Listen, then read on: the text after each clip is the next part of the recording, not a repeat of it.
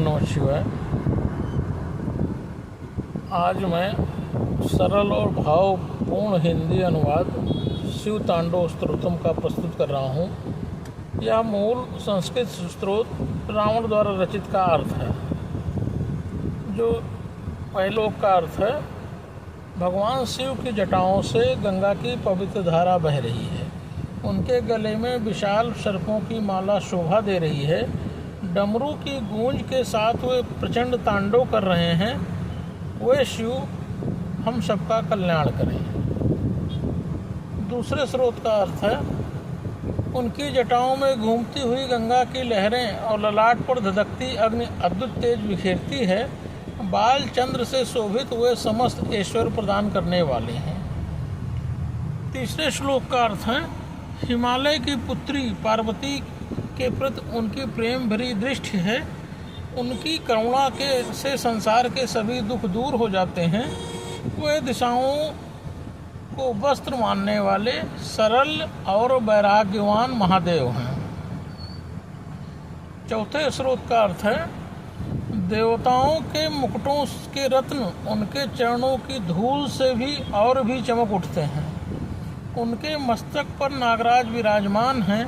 ऐसे चंद्रशेखर शिव हमें समृद्धि दें। पांचवें श्लोक का अर्थ है, कामदेव को भस्म करने वाले, त्रिपुरासुर का संहार करने वाले, यज्ञ का अभिमान तोड़ने वाले और गजासुर का वध करने वाले शिव समस्त संकटों का नाश करते हैं। छठवें श्लोक का अर्थ है, उनके ललाट की अग्नि से कामदेव भस्म हो गया था। वही अग्नि अज्ञान को भी जलाकर ज्ञान का प्रकाश फैलाती है।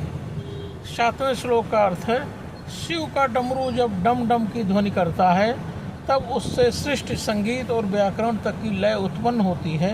उनका तांडव पूरे ब्रह्मांड को गति देता है। आठवें श्लोक का अर्थ है, नीले कमल की भांति उनका कंठ, चंद्रमा की शीतलता और विष धारण करने का त्याग, ये सब उनके करुणामय स्वरूप को प्रकट करते हैं। नौवें श्लोक का अर्थ है, उनकी जटाओं में गंगा, मस्तक पर चंद्रमा और गले में सर्प, ये तीनों मिलकर बताते हैं कि शिव विपरीत शक्तियों को भी संतुलन में रखते हैं। 10वें श्लोक का अर्थ है, जब शिव तांडव करते हैं तब पृथ्वी, आकाश और देवगण भी उस दिव्य नृत्य की लय में झूम उठते हैं। 11वें श्लोक का अर्थ है, वे समय से भी परे हैं। जन्म, मृत्यु और विनाश उनके लिए सृष्टि के चक्र का एक भाग है।